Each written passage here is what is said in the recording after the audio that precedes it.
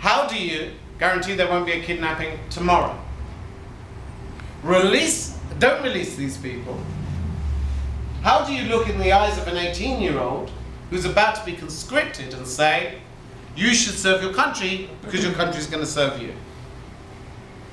There's no clear answers with the story of Gilad Schalit, because both sides are right.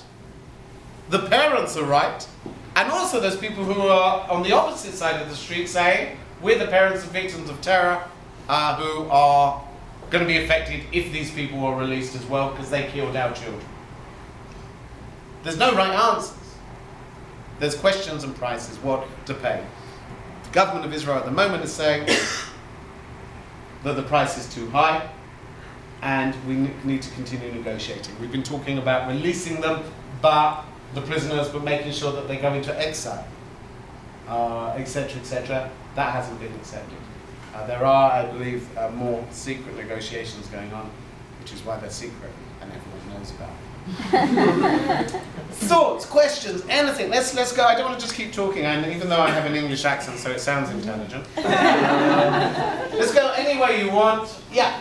A few days ago, Prime Minister Harper, in a speech in Ottawa, at the conference on this, his emphasis stated, without any ambiguity, that he backs Israel 100%, no ifs, ands, or buts, regardless of the political ramifications.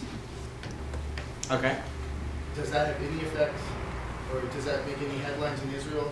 Sure. It's the headlines within Israel. Make headlines within the Israeli press. What effect does that have on the peace process? Well, I think it's very important. I think it's important to support Israel in many ways. I tell you what Obama's mistake was. I think it was a mistake, in my opinion. I think it was a mistake that he put pressure on a right-wing government. The tendency of the right within Israel is to believe Kol ha'olam negbenu, the whole world's against us. All right?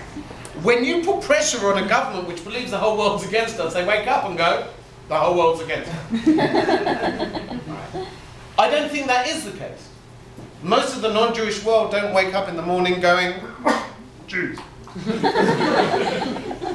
Most of them wake up going, I'm late.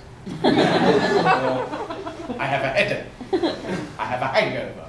Or, what's your name? I don't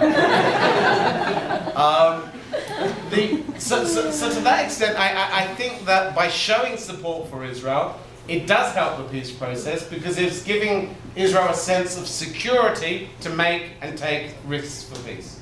And the risks are very much, as I suggested, are very much there.